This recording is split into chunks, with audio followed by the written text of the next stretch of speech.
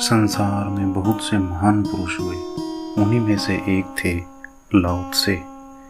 ये तस्वीर उसी महान पुरुष की है। लाओ त्से की विचारधारा को जानने के लिए सबसे पहले एक कहानी सुनाता हूँ। एक बार एक बूढ़ा आदमी जो लाओ त्से को बहुत मानता था, जिसकी उम्र लगभग 90 साल थी, और उसका एक बेटा जिसकी उम्र लगभग 30 साल थी।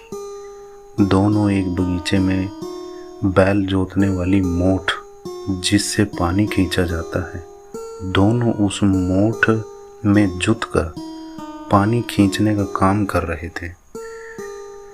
दोनों ही पसीने में लथपथ थे, दोनों ही अथक परिश्रम करके पानी खींचने का काम कर रहे थे। तभी उस बगीचे के पास से कन्फ्यूशियस गुजरे। कन्फ्यूशियस और लाओ त्से में वैसा ही विपरीत भेद है जैसा कि अरस्तु और लाओ त्से में। पिछले 300 सालों में पश्चिमी देशों ने कन्फ्यूशियस की विचारधारा को बहुत सम्मान दिया। तो कन्फ्यूशियस जब वहाँ से गुजरे तो उसने उस बुजुर्ग और उसके बेटे को जब बगीचे में पानी खींचते हुए देखा तो कन्फ्यूशियस को उन दोनों पर दया आई। कन्फ्यूशियस उस बुजुर्ग के पास जाकर बोला, अब तो शहरों में घोड़ों और बैलों से पानी खींचना शुरू हो गया है। शहरों में जब भी पानी खींचा जाता है तो मोठ घोड़ों और बैलों को जोता जाता है। कन्फ्यूशियस की यह बात सुनकर वह बूढ़ा बोला, जरा धीरे बोलिए, कहीं मेरा जवान बेटा न सुन ले। कन्फ्यूशियस यह बात सुनकर बड़े आश्चर्य में पड़ गया। बूढ़े ने कन्फ्यूशियस से कहा, आप थोड़ी देर में आना, जब मेरा बेटा भोजन करने घर चला जाए। बेटा जब घर चला गया तब कन्फ्यूशियस वापस आया और कहा कि तुमने मेरी बात अपने बेटे को क्यों नहीं सुनने दी।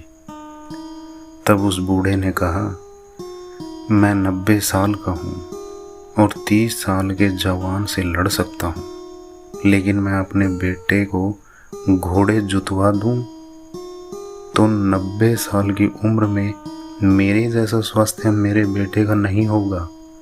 हाँ, घोड़ों का स्वास्थ्य मजबूत हो जाएगा। अगर मेरे बेटे ने ये बात सुन ली तो उसका जीवन नष्ट हो जाएगा, इसीलिए ये बात तुम भी ना कहना। मुझे पता चल गया है कि शहरों में पानी खींचने का काम घोड़ों और बैलों से करवाया जाता है। यहाँ तक कि मशीनें भी ये काम करती हैं। मुझे पता है इस बारे में।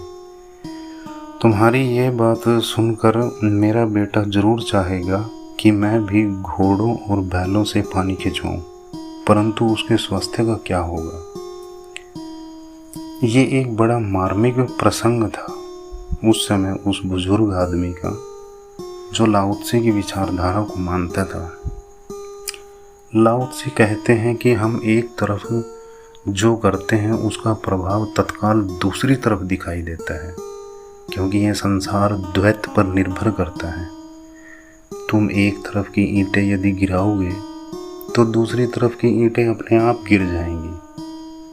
अब तो पश्चिमी देशों का वैज्ञानिक भी लाओ त्से की विचारधारा को मानने लगा है कि इसमें सच्चाई हो सकती है।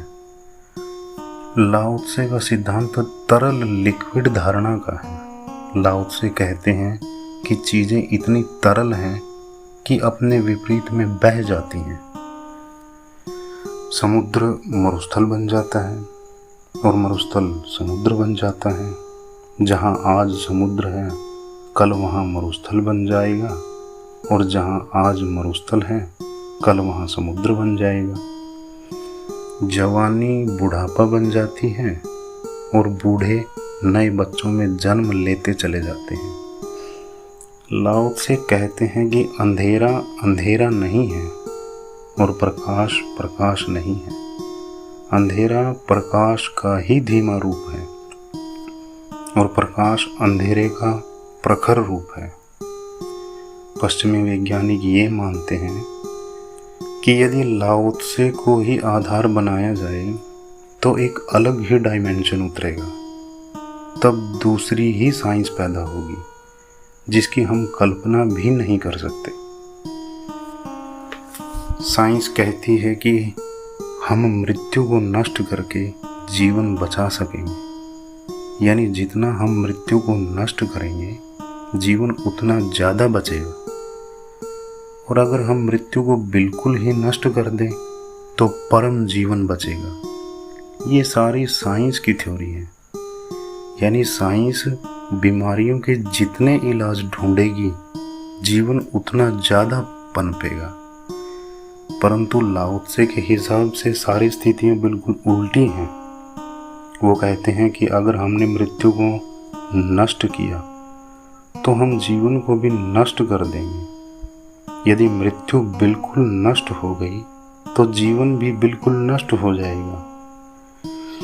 बड़े मज़े की बात है कि लाओ त्से के इन विचारों में हमें सत्यता के कुछ दर्शन हुए। ये चीज़ें स्पष्ट नजर आई। साइंस के द्वारा हमने जितनी बीमारियों को नष्ट किया स्वास्थ्य उतना ही कम होता चला गया। बीमारियां घटने से आदमी का स्वास्थ्य अच्छा नहीं हुआ। लाओ त्से के ज़माने का आदमी जितना स्वस्थ था उतने स्वस्थ हम नहीं हैं। हालांकि लाओ त्से के ज़माने में बीमारियों से लड़ने के उपाय उतने नहीं थे जितने आज हमारे पास हैं। अफ्रीकी आदिवासियों को देखो, जिनके पास साइंस का कोई ज्ञान नहीं, इलाज के कोई साधन नहीं और ना ही वो लोग इन सब के बारे में जानते हैं। ऐसा नहीं कि उन लोगों के पास शरीर की बीमारियां नहीं हैं, हम लोगों से भी ज़्यादा बीमारियां हैं उनके पास। फिर भी ऐसा क्या है कि उन आदिवासियों के शरीर पर बना घाव मात्र 48 घंटे में ठीक हो जाता है और हमारे शरीर पर बना हुआ घाव 48 दिन तक भी ठीक नहीं होता, और वो भी बिना किसी इलाज के। मात्र घाव पर एक पत्ता लपेट लेने से पूरा घाव भर जाता है उनका, जबकि पत्ता घाव पर बांधना कोई साइंटिफिक इलाज नहीं है। लेकिन फिर भी 48 घंटे में उन आदिवासियों का घाव भर जाता है। लाओ त्से कहते हैं कि तुम बीमारियों को जितना खत्म करोगे उतना ही स्वास्थ्य खत्म कर लोगे। एक आदमी पूरे ऐशो आराम से परिपूर्ण जब अपने एयर कंडीशनर रूम में सोता है, एयर कंडीशनर रूम से निकलकर एयर कंडीशनर गाड़ी में बैठकर अपने ऑफिस जाता है, और ऑफिस में भी वही एयर कंडीशनर रूम जिसमें बैठकर दिन भर काम करता है। उसको ना गर्मी का पता है ना सर्दी का पता है, परंतु जब हर समय एयर कंडीशन में रहने पर उसे 20 प्रकार की बीमारियां लगती हैं, तब डॉक्टर के पास जाता है। डॉक्टर कहता है कि गर्म पानी के टब में बैठो ताकि शरीर को गर्मी मिले और पसीना निकले, या 3 घंटे व्यायाम करो ताकि पसीना निकले और बीमारी ठीक हो। फिर वो आदमी गर्म पानी के टब में बैठता है और पसीना निकालता है, या 3 घंटे व्यायाम करके बीमारियों को दूर करने की कोशिश करता है। लाओ त्से का साफ साफ कहना है कि जिसने शारीरिक श्रम ना किया हो वो रात्रि के तारों की रोशनी का आनंद कभी नहीं ले सकता। एक बड़ी प्रसिद्ध किताब लिखी गई है, द कॉन्क्वेस्ट ऑफ साइंस, यानी प्रकृति पर विजय। ये सारी बातें ही संघर्षपूर्ण हैं, लेकिन लाओ त्से इन बातों पर हंसता है इन बातों पर और कहता है कि प्रकृति पर विजय। लाओ त्से का मानना है कि प्रकृति पर विजय पाना एकदम असंभव है। दरअसल ये संभव ही नहीं है। प्रकृति पर विजय कैसे पाई जा सकती है? यदि हमारे शरीर का कोई अंग यानी हाथ अगर ये कहे कि मैं शरीर पर विजय पा लूँगा, तो क्या ये संभव है? या पैर ये बात कहे कि मैं सारे शरीर पर विजय पा लूंगा। क्या ये संभव है? क्योंकि पूरा शरीर एक प्रकृति है और हाथ उस प्रकृति का एक हिस्सा। पूरा शरीर प्रकृति है और पैर उस प्रकृति का एक हिस्सा। क्या प्रकृति का एक हिस्सा पूरी प्रकृति पर विजय पा सकता है? कभी नहीं, यह असंभव है। लाओ त्से के ये विचार ऐसी विडंबनाओं पर हंसते हैं। पश्चिमी वैज्ञानिकों ने अब ये जान लिया है कि अपनी साइंस में लाओ त्से के विचारों को मानने में भलाई हो सकती है। अब लाओ त्से के विचारों को आधार मानकर वैज्ञानिक अपने नए नए प्रयोगों में कदम बढ़ा रहे हैं।